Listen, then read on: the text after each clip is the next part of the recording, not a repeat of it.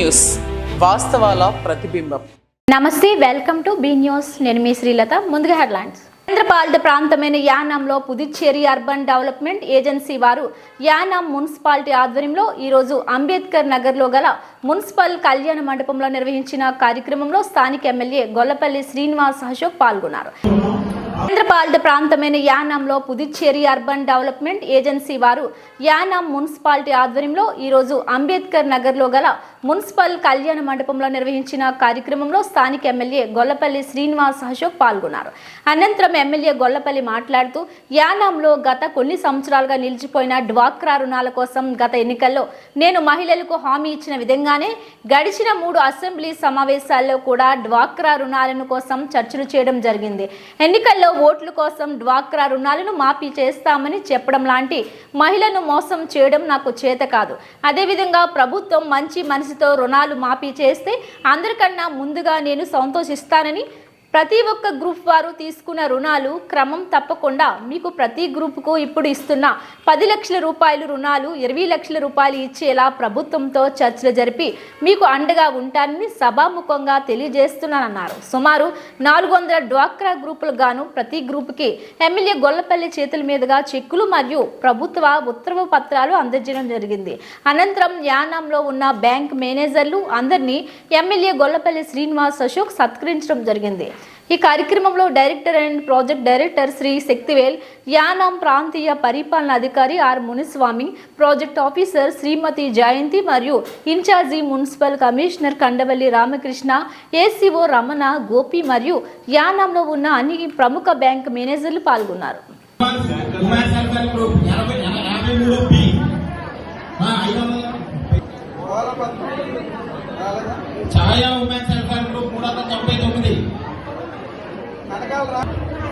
Shri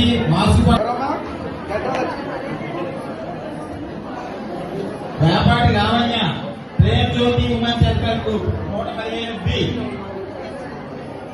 419 Sumathi self group 418 Sumathi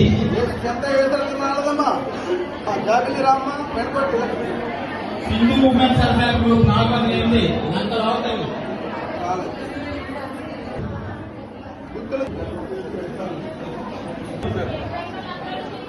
దేవి Pallalamma self group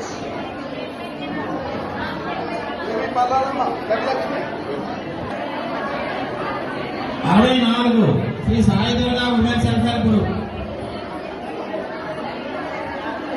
38 Pallalamma women self group. మరియు ప్రతి ఒక్కరికి కూడా నా ప్రత్యేక ధన్యవాదాలు. అదేవిధంగా ఇక్కడికి వచ్చేసిన మహిళలు ఈ లోన్స్ అనేవి చాలా ఇబ్బందికరమైన వాతావరణంతో రావడం జరిగింది. ఎందుకంటే నేను ఎన్నికల సమావేశంలో కూడా ఆ రోజు చెప్పడం జరిగింది, ఇవన్నీ కూడా త్వరగా జరగాలి అని. దానికి నిజంగా చెప్పాలి అంటే ముందు సంవత్సరం 40 వరకే శాంక్షన్ అయ్యి ఇంకా అవ్వలేదు అని అనడం జరిగింది మేడం గారు. ఆ తర్వాత ఇది నిజంగా పాపం మేడం గారు చాలా, ఇది జయంతి మేడం గారు కష్టపడి నేను చేసి తీస్తానండి. ఎందుకంటే ఇలా 440 గ్రూపులు ఉండడం జరిగింది. దాంట్లో కొంతమంది కట్టలేదు, అయినా కూడా ఏదో రకంగా మనం కష్టపడి చేసి తెస్తానని చెప్పి మేడం కూడా చెప్పారు. సుమారు ఇది 4వ సంవత్సరం.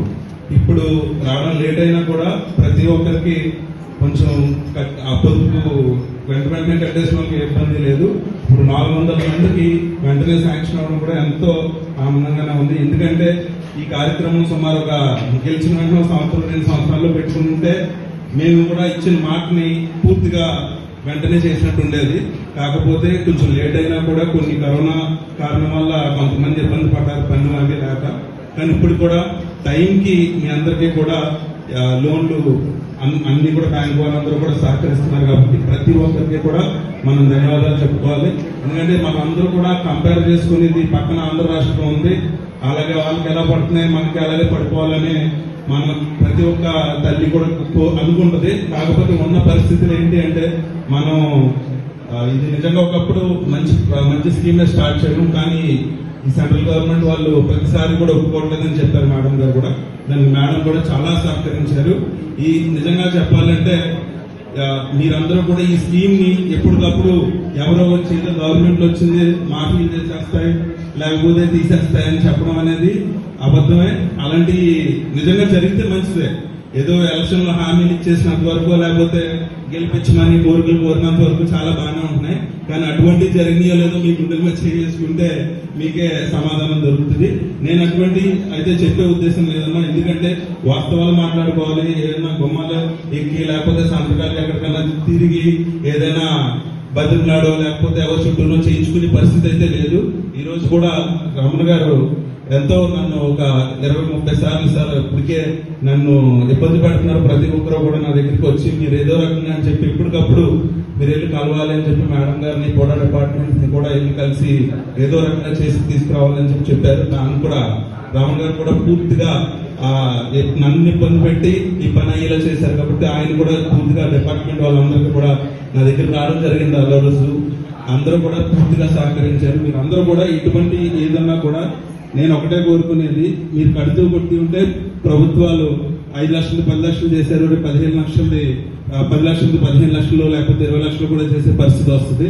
సో అందరూ కూడా ఈరోజు కొంచెం లేట్ అయింది. మేము అందరూ కూడా ఎమ్మెల్యేలు వచ్చారు కదా అక్కడి నుంచి రావడం, దానికి అందరూ క్షమించి ఈ కార్యక్రమాన్ని ఇంకా ముందుకు తీసుకెళ్లాల్సిందిగా కోరుకుంటూ ప్రతి ఒక్కరికి కూడా ఏ ఇబ్బంది కూడా లేకుండా పూర్తిగా మేమందరూ కూడా సహకారంగానే ఉంటాం. కాబట్టి ఇందులో ఏమైనా ఇబ్బందులు ఉంటే తెలియజేస్తారని ఆశిస్తూ సెలవు తీసుకుంటాం.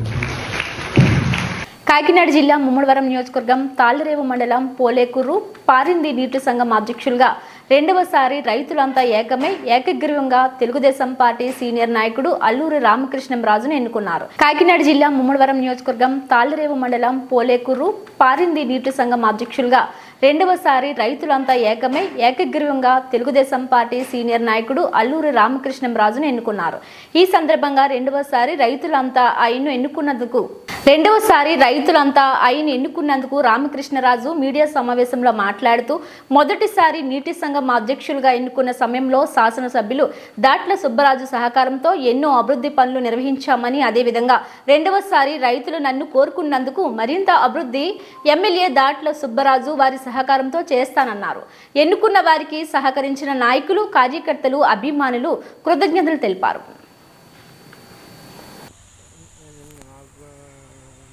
కూడా నన్నే ఎన్నుకుంటున్నారు. పోలేకూరు నీటి సంఘాన్ని మీరే ఉండాలి అనేసరికి నేనే ఉన్నాను. నన్ను ఇలాగా పిలిపి అలాగే ఎమ్మెల్యే గారికి నా కృతజ్ఞతలు తెలియజేసుకుంటూ చేయాలని కోరుకుంటున్నాను. మాట్లాడతామని ఎమ్మెల్యే గారు నాకు సహకారంగా ఉండడం వల్ల రైతులు కూడా ఉండడం వల్ల మొన్న కూడా మళ్ళీ డైరెక్టర్గా ఏకగ్రీవంగా ఎన్నుకున్నాను నన్ను. అదేవిధంగా నేను మళ్ళీ కూడా రైతులందరికీ కూడా నాకు సహాయపడి ఎమ్మెల్యే గారు సహాయంతో ముందుకు వెళ్దామని చెప్పేసి ప్రయత్నిస్తున్నాను. కోనసీమ జిల్లా అమలాపురంలో అడా చైర్మన్ ప్రమాణ స్వీకారం కార్యక్రమంలో పాల్గొన్న జిల్లా ఇన్ఛార్జ్ మంత్రి అచ్చెన్నాయుడు, వాసంశెట్టి సుభాష్, యనమల రామకృష్ణుడు, జిల్లాలోని పలువురు ఎమ్మెల్యేలు. కోనసీమ జిల్లా అమలాపురంలో అడా చైర్మన్ ప్రమాణ స్వీకారం కార్యక్రమంలో పాల్గొన్న జిల్లా ఇన్ఛార్జ్ మంత్రి అచ్చెన్నాయుడు, వాసంశెట్టి సుభాష్, యనమల రామకృష్ణుడు, జిల్లాలోని పలువురు ఎమ్మెల్యేలు. కష్టపడ్డ ప్రతి కార్యకర్తకు గుర్తింపు వస్తుంది. అందరికీ పదవులు రావాలంటే కష్టమే, కానీ పార్టీ కోసం కష్టపడ్డ ప్రతి కార్యకర్తకు పదవులు వస్తాయి. Temple committee, market yard, DCCB ఎక్కడ అవకాశం ఉంటే అక్కడ పదవులు వస్తాయి. కూటమి ప్రభుత్వం 10 కాలాలు ఇలాగే ముందుకు వెళ్ళాలి. గత 5 సంవత్సరాలు వైసీపీ పాలనలో వ్యవస్థలన్నీ భ్రష్టు పట్టించారు. అంబేద్కర్ కోనసీమ జిల్లా కొత్త జిల్లా ముందు జిల్లా హెడ్ క్వార్టర్ అమలాపురాన్ని బాగు చేయాలి. మన దగ్గర ఉన్న పర్యాటక కేంద్రాలకు టూరిజంను అనుసంధానం చేస్తే జిల్లా బాగుంటుంది. పట్టణంలో రోడ్లు వెడల్పు చేసి అమలాపురం పట్టణ రూపురేఖలు మార్చేందుకు నా వంతు సహకారం ఎప్పుడు ఉంటుంది. మంత్రి అచ్చెన్నాయుడు.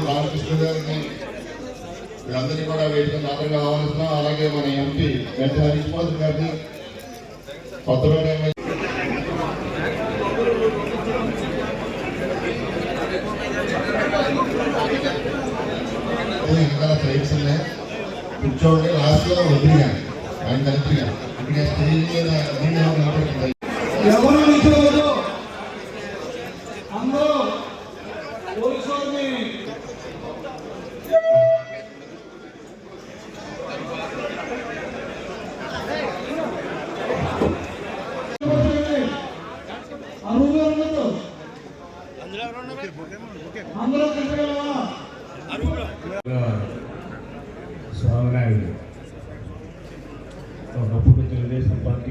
కార్యకర్త. ఎప్పటి నుంచో 82వ సంవత్సరం నుంచి పార్టీ పెట్టినప్పటి నుంచి కూడా మెట్ల సత్యనారాయణ గారితో పాటు కష్టపడి పనిచేసి ఎన్డీఏ ప్రభుత్వాన్ని అధికారంలోకి తీసుకొచ్చాం. తీసుకొచ్చిన తర్వాత 3 పార్టీలు కలిసి సమన్వయంతో గ్రామ స్థాయి నుంచి రాష్ట్ర స్థాయి వరకు ఎక్కడ ఎటువంటి అరమరికలు లేకుండా సమర్థవంతంగా ప్రభుత్వాన్ని నడుపుతున్నటువంటి విషయం కూడా ఒకసారి మనం గుర్తు చేసుకోవాలి. అందులో భాగంగా నామినేటెడ్ పోస్టులు ద్వారా ఎవరైతే పెద్దలు చంద్రబాబు నాయుడు గారు, ఇటు పవన్ కళ్యాణ్ గారు, బీజేపీ అగ్రనాయకత్వం కలిసి రాష్ట్రం మొత్తం మీద ఒక ఫార్ములాని పెట్టుకొని ఎక్కడ కూడా ఇబ్బంది లేకుండా నామినేట్ పోస్టులు కూడా భర్తీ చేస్తున్న విషయం మనందరం కూడా గుర్తుపెట్టుకోవాలి. అలాగని చెప్పి కష్టపడ్డ వాళ్ళందరికీ పదవులు రావాలంటే కష్టం. ఈరోజు స్వామినాయుడు గారు 1987లో ఎన్టీ రామారావు గారు పార్టీ పెట్టినప్పటి నుంచి వారి తండ్రి గారు కానీ ఆయన కానీ మెట్ల సత్యనారాయణ గారితో రాజకీయం ప్రారంభించి 42 సంవత్సరాలు ఏ విధంగా పనిచేశాడో పార్టీకి నేను చెప్పవలసిన అవసరం లేదు, మీ అందరూ కూడా చూసినటువంటి విషయం. ఈ పట్టణం జిల్లా స్థాయిలో మనం కల్పించాలంటే ముందు ఎక్కడైతే రోడ్లు వెడల్పోతాయో అక్కడే అభివృద్ధి కనిపిస్తుంది. మీరు ముందు ఈ పట్టణంలో ప్రజలతో మాట్లాడండి, వర్తక వాణిజ్య వ్యాపారస్తులతో మాట్లాడండి, వాళ్ళకి నచ్చ చెప్పండి. రోడ్స్ అన్ని వెడల్పు చేద్దాం, సెంట్రల్ డివైడర్ పెడదాం, మంచి లైటింగ్ పెడదాం, గ్రీనరీ పెడదాం. ఇవన్నీ చేస్తే పట్టణం ఒక అందంగా తయారవడానికి అవకాశం ఉంటుంది.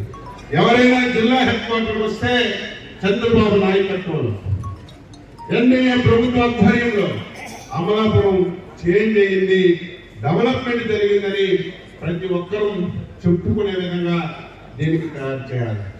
ఈరోజు డబ్బులు లేకపోయినా ఒక సమర్థవంతమైనటువంటి నాయకత్వం ఉంది. 5 సంవత్సరాలు ఈ రాష్ట్రానికి ఒక్క పైసా పెట్టుబడి రాలేదు. ఈ 6 మాసాల్లో కొన్ని లక్షల కోట్ల రూపాయలు పెట్టుబడులు పెట్టడానికి, పరిశ్రమలు పెట్టడానికి, ఈ రాష్ట్రం మీద ఒక నమ్మకం కలిగించడానికి చాలా మంది ఈ 6 మాసాల్లో మన దగ్గరికి వస్తున్నారు. అందులో భాగంగా ఈ మధ్యకాలంలో 60-70 కోట్ల రూపాయలతో ఒక స్టీల్ ప్లాంట్ కూడా పాయకరానికి వస్తుంది. అదేవిధంగా ఈ రాష్ట్రంలో 4-5 లక్షల కోట్ల రూపాయలు పెట్టుబడులు పెట్టడానికి చాలా మంది ముందుకు వస్తున్నారు. ఈరోజు పెట్టుబడులు వచ్చినా సరే చంద్రబాబు నాయుడు గారు ఎన్డీఏ ప్రభుత్వం ఒక నినాదం తీసుకుంది. మీరు ఎంత డబ్బులు పెడుతున్నారని కాదు, మీరు ఒక పరిశ్రమ పెడితే మాకు ఎన్ని ఉద్యోగాలు ఇస్తున్నారని ఒక నూతనమైనటువంటి విధానం తీసుకొచ్చారు. ఉద్యోగాలు ఎక్కువ ఇచ్చిన వాళ్ళకి, ఉద్యోగ అవకాశాలు ఎక్కువగా కల్పించిన వాళ్ళకి ఆ స్థాయిలో రాయితీలు ఇవ్వడం అనేది ఈ దేశంలో ఎక్కడా లేదు. కోనసీమ జిల్లా ముమ్మడివరంలో అగ్ని ప్రమాదం. కోనసీమ జిల్లా ముమ్మడివరంలో అగ్ని ప్రమాదం. మండలం చింతపల్లి లంకలో అగ్ని ప్రమాదం. విద్యుత్ షార్ట్ సర్క్యూట్ తో 3 తాటాకు ఇల్లు దగ్ధం. ఆశ్రయలేన 4 కుటుంబాలు, 5 లక్షల ఆస్తి నష్టం. సంఘటనా స్థలానికి చేరుకొని మంటలను అదుపు చేస్తున్న అగ్నిమాపక సిబ్బంది.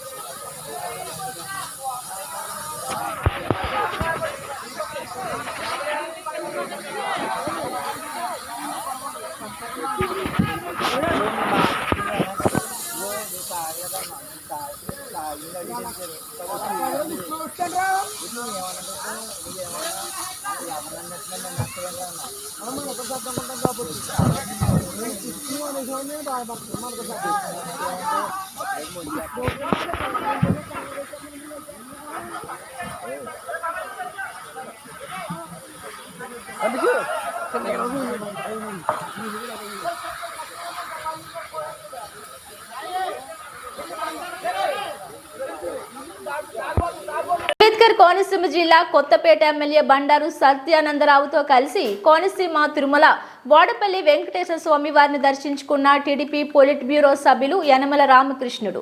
ఆలయ మర్యాదలతో స్వాగతం పలికిన అధికారులు, అర్చకులు. వెంకటేశ్వర స్వామి దర్శనం అనంతరం యనమల మీడియాతో మాట్లాడారు.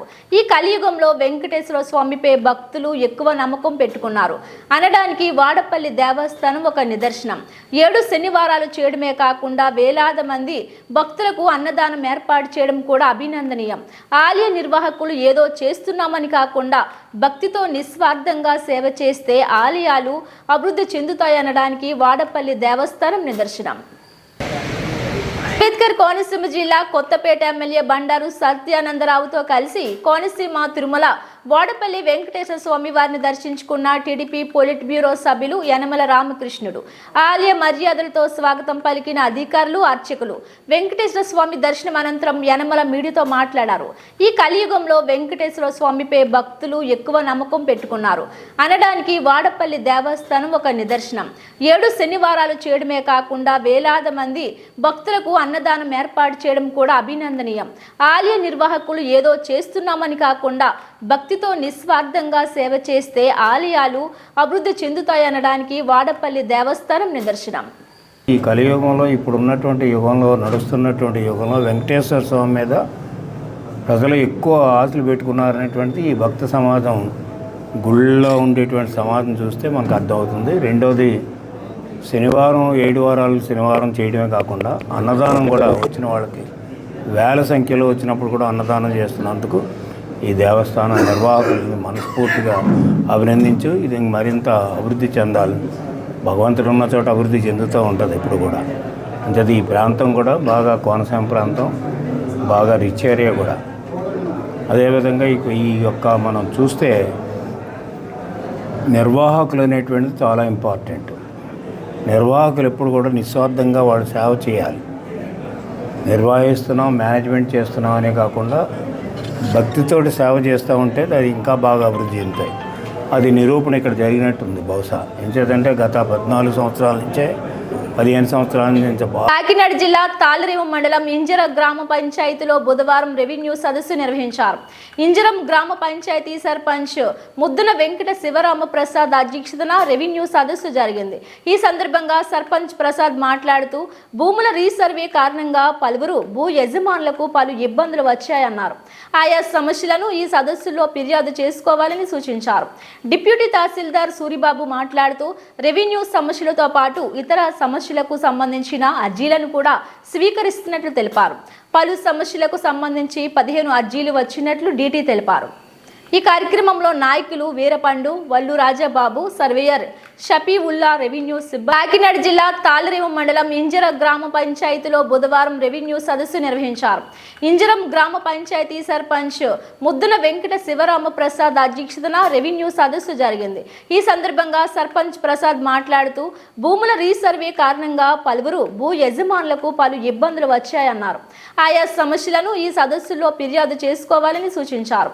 డిప్యూటీ తహసీల్దార్ సూరిబాబు మాట్లాడుతూ రెవెన్యూ సమస్యలతో పాటు ఇతర సమస్యలకు సంబంధించిన అర్జీలను కూడా స్వీకరిస్తున్నట్లు తెలిపారు. పలు సమస్యలకు సంబంధించి 15 అర్జీలు వచ్చినట్లు డీటీ తెలిపారు. ఈ కార్యక్రమంలో నాయకులు వీరపండు, వల్లు రాజాబాబు, సర్వేయర్ షఫీవుల్లా, రెవెన్యూ సిబ్బంది పాల్గొన్నారు. దాంతో పాటు మన ఆఫీసర్లు కూడా అందరూ దీన్ని ప్రోత్సహిస్తారని తెలియజేసుకుంటూ, ముఖ్యంగా ప్రతి ఒక్కరు కూడా అంటే నాకు ఎందుకులే అని అనకుండా ప్రతిదీ కూడా ఊరు అనేటప్పటికి చాలా సమస్యలు ఉంటాయి. యాక్చువల్గా కరెంట్ అనగా, లేకపోతే డ్రైనేజ్ అనగా, లేకపోతే మామూలుగా రైతులకి రియల్గా చెప్పాలంటే ముందర ఈ సదస్సులో చెప్పినది ఏంటంటే ఈ రైతుల సమస్య ఎక్కువ. ఎందువల్లంటే గతంలో సర్వీస్ చేశారు, రీసర్వేలు, దానిలో అడ్జస్ట్మెంట్ వచ్చినాయి. ఇప్పుడు దాని గురించి దాన్ని సరి చేయడానికే అంటే మనకి 32 వరకు అప్లికేషన్ వచ్చినాయట. దానిలో 16 వెరిఫై చేసిన అంటున్నారు. మిగిలిన కూడా వెరిఫై చేసి దాన్ని తగిన సమయంలో మీకు అందజేస్తారని తెలియజేసుకుంటూ ఈ అవకాశం ఇచ్చిన మీ అందరికీ కూడా మరొకసారి ధన్యవాదాలు తెలియజేస్తూ సెలవు తీసుకుంటాం. అంటే అప్లికేషన్ పెట్టండి, మేము అన్నీ సాల్వ్ చేసి మీకు సరిసత్ చేసి మీకు అప్పుడు చెప్తామని చెప్పి కూడా మన అధికారులు చెప్పడం జరుగుతుంది. అండ్ రైతులందరూ కూడా ఏదైనా ప్రాబ్లం ఉంటే ప్రతి ఊరు పెట్టండి, సర్వేర్ గారికి కూడా పెట్టండి. అంటే తాతాజీ గారు చిన్న డిస్కషన్ పెట్టారు. ఆ డిస్కషన్ నేను చెప్తున్నాను ఏంటంటే ఆ తాతాజీ భూమిని నేనే కొన్నాను. ఆయన కొనేటప్పుడు నాకు సర్వే చేసి ఇచ్చేలాగా మాట్లాడుకున్నాను. సర్వేది వచ్చారు, సర్వేర్ కొలిసారు, నా భూమి కొలిసారు. ఎక్కడ 14 సెంట్లు కొలిసారు. ఇంకా 2 సెంట్లు భూమి ఉంటే ఇంకెన్ని సెంట్లు కొంతాను నేను. అందులో ఏది భూమి లేనిదే నాకు డబ్బులు ఏమని అడిగారు లేఖర్ గారు. భూమి చీలు లేనప్పుడు సర్వేర్ చూపించడానికి ఈ డబ్బులు ఎవరు ఇస్తారని చెప్పి సర్వేర్ గారు అన్నారు. ఆయన ఎంత భూమి అయితే చూపించాను, అంత భూమి కొన్నామని నేనే. అయినా భూమిని మళ్ళీ జగన్ గారు సర్వేలో 4 సెంట్లు మళ్ళీ నాకు జగన్ గారి సర్వేలో నాకు తక్కువ వచ్చింది. దాన్ని కూడా నేను అప్లై చేస్తాను. అది కూడా న్యాయం చేయవలసిందిగా అధికారి వారిని కోరుకుంటూ ఈ అవకాశాన్ని రైతులందరూ ప్రతి ఒక్కరు కూడా సద్వినియోగం చేసుకుని శాటిలైట్ మీద తీసుకొచ్చి చూపిస్తున్నారు. నాదే సరే ఎకరం 50 శాటిలైట్ ఏం చేస్తుంది, 2 అడుగులు అటు 2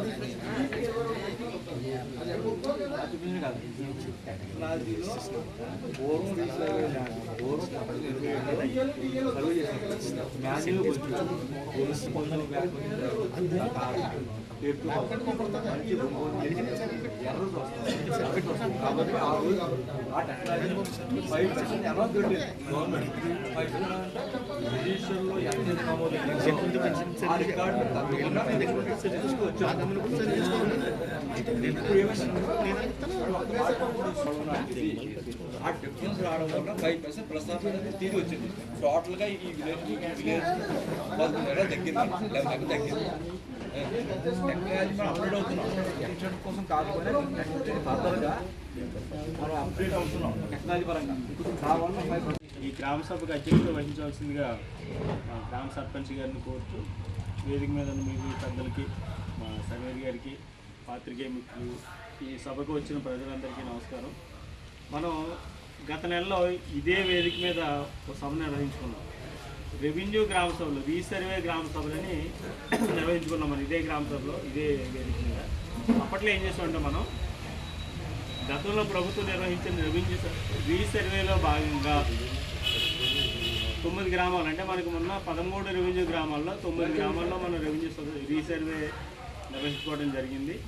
ఆ రీసర్వే పూర్తయిన తర్వాత ప్రజలు కొన్ని ఇబ్బందులు పడుతున్నారు.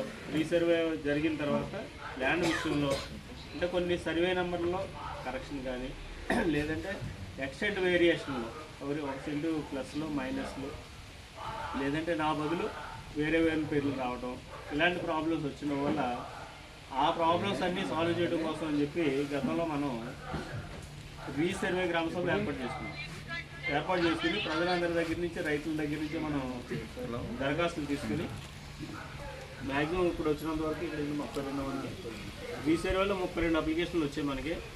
ఇప్పటి వరకు దగ్గరికి 22 అప్లికేషన్లు మనం చేయడం జరిగింది. 32 కూడా పూర్తి చేయడం జరిగింది. కానీ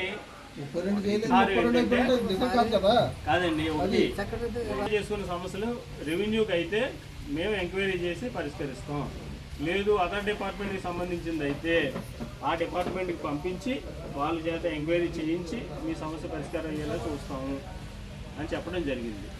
అందులో భాగంగా మనం ఈరోజు ఏర్పాటు చేసుకున్నాం ఇంజనీరింగ్ గ్రామ పంచాయతీలో. ఈరోజు మన ప్రజలకు ఏ సమస్య ఉన్నా సరే ఈ గ్రామ సభలో మీరు ఓన్లీ మీ డీటెయిల్స్ తీసుకొస్తే అప్లికేషన్ మేమే రాస్తాం.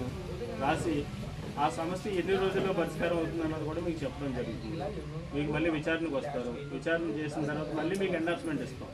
ఏమని మీరు పలానా గ్రామ సభలో పలానా డేట్లో మీరు అప్లికేషన్ పెట్టుకున్నారు, మీ సమస్యకి ఈ ఎంక్వైరీ చేయడం ద్వారా పరిష్కారం జరిగింది, లేదు మన దగ్గర పరిష్కారం కాదు, మన పై ఆఫీసర్ దగ్గర నుంచి ఎంక్వైరీ చేసి మనకి ఆదేశాలు రావాలి. అలాంటివి ఏమన్నా ఉంటే మన పై అధికారులకు పంపి తనిష్క్ షోరూమ్ లో ఉద్యోగిని గన్ తో బెదిరించి బంగారం దోచుకుని వెళ్లిన దొంగ తక్షణమే పోలీసులు స్పందించిన వార్పు రోడ్డు ఫారెస్ట్ ఆఫీస్ దగ్గర దొంగను పట్టుకున్న ట్రాఫిక్ పోలీసులు.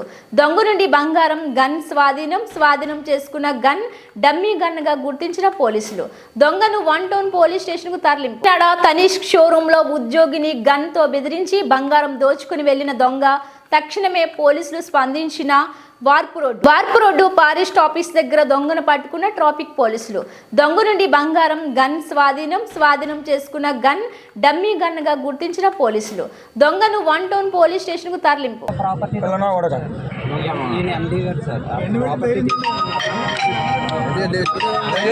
ఆపరేషన్ చేస్తే నీకు వద్దా? వాళ్ళు ఉద్యోగాలు పోతే నలుగురు ఏం చేస్తావు? వాళ్ళు ఉద్యోగాలు ఇప్పిస్తావు నువ్వు? దాగొచ్చి మళ్ళీ గన్ను తీసి నీ బొంద తీసి చదువు తెచ్చి వాడు తెలియదురా. ఎంత డిజిటల్ మీడియా పెరిగినా కూడా ఇలాంటివి చేసి బతుకుదాం అనుకుంటున్నావా? గురుగారు గన్ను కాదు, అది పాయింట్ బ్లాంక్ లో బెగన్ చేశాడు. కోనసీమ జిల్లా ఫెర్ కాప్టా ఇన్కమ్ లో 22వ స్థానంలో వెనుకబడి ఉంది. జిల్లా ఇన్ఛార్జి మంత్రి అచ్చెన్నాయుడు కోనసీమ జిల్లా వ్యవసాయ ఆధారిత ప్రాంతం. ఈ ప్రాంతంలో కొబ్బరి అధిక దిగుబడి ఉంది. అచ్చెన్నాయుడు త్వరలోనే కోకోనట్ క్వాయిర్ బోర్డులు కోనసీమలో ఏర్పాటు చేస్తాం. మంత్రి అచ్చెన్నాయుడు గత ప్రభుత్వం కాలువలో మట్టి పూడిక తీతలు చేపట్టలేదు, వ్యవసాయాన్ని మొత్తం గాలికి వదిలేసింది. గత ప్రభుత్వం ఇన్ఛార్జ్ మంత్రి అచ్చెన్నాయుడు. నమస్కారం. నేను గత నెలలో ఈ జిల్లాకు వచ్చినప్పటికీ కూడా ఎన్నికల కోడ్ ఉండటం వల్ల జిల్లా ప్రణాళిక బోర్డు సమావేశాన్ని జరపలేకపోయాం. ఈరోజు దాదాపుగా 3.5 గంటల సేపు జిల్లా సమన్వయ కమిటీ అదేవిధంగా ప్లానింగ్ బోర్డు సమావేశాన్ని జరుపుకున్నాం. జిల్లా మీద పూర్తిగా అవగాహన వచ్చింది. ఈ జిల్లా పెర్ కాపిటా ఇన్కంలో 22వ స్థానంలో ఉంది. కోనసీమ జిల్లా అంటే అందాల జిల్లా, వ్యవసాయ ఆధారిత జిల్లా,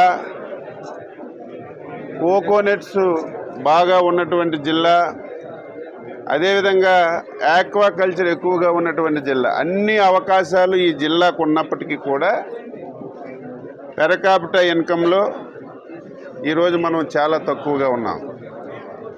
ఈరోజు ప్రధానంగా 3-4 అంశాల మీద డిస్కస్ చేశాం. మొదటిది వ్యవసాయ అనుబంధ రంగాలు.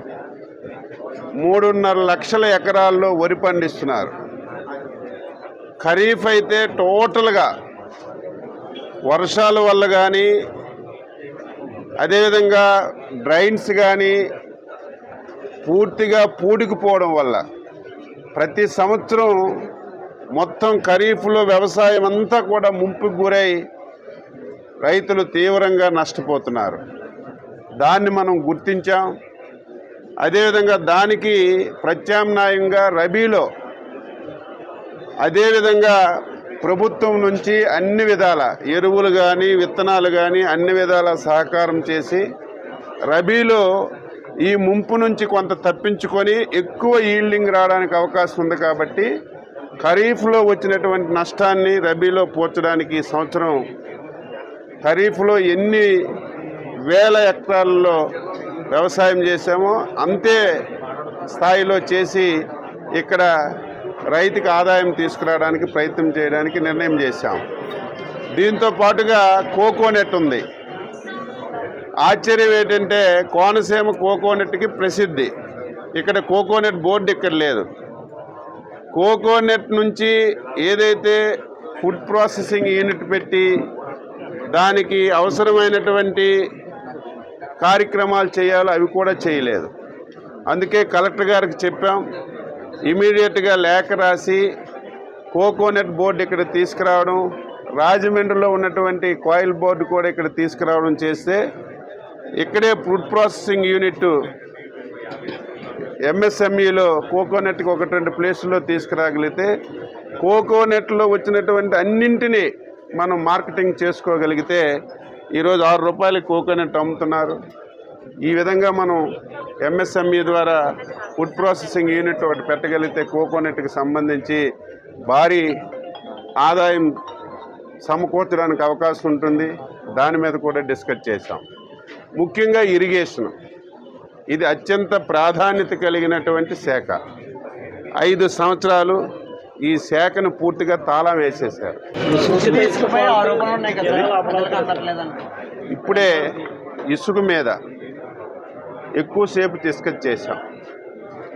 ఒక ప్రాబ్లం ఏంటంటే ఈ జిల్లాలో ఇసుక రీచులు తక్కువగా ఉన్నాయి. కొన్ని దగ్గర రీచులు ఉన్నప్పటికీ కూడా ఎస్సీజెడ్ పరిధిలో ఉన్నాయి. నాకంటే మీకు ఎవేర్ ఎక్కువ ఉంది.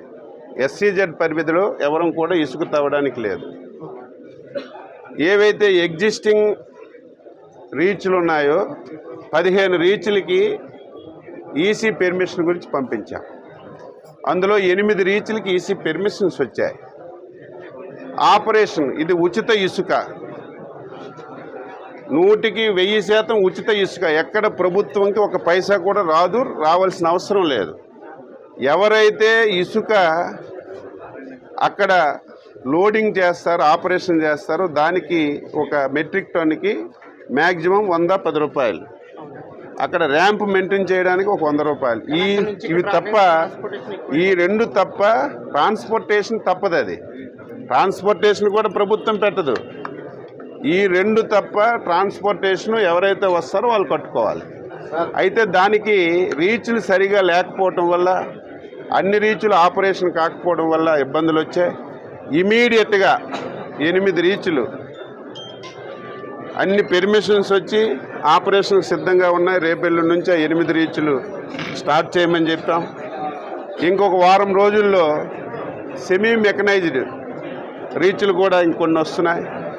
రీచ్లు ఎప్పుడైతే ఎక్కువ వస్తాయో కాంపిటీషన్ పెరుగుతుంది, ఇసుక రేట్లు తగ్గుతుంది. కాబట్టి మీరే చూస్తారు, ఒక వారం 10 రోజుల్లో అందరికీ అందుబాటులోకి ఇసుక తేవడమే కాకుండా తక్కువ ధరకు వచ్చే విధంగా ఈరోజు నిర్ణయాలు తీసుకుని అది అమలు చేస్తాం. ఇవి బులెటిన్ అప్డేట్స్. మరిన్ని వార్తా విశేషాలతో మళ్ళీ కలుద్దాం. చూస్తూనే ఉండండి బీ న్యూస్.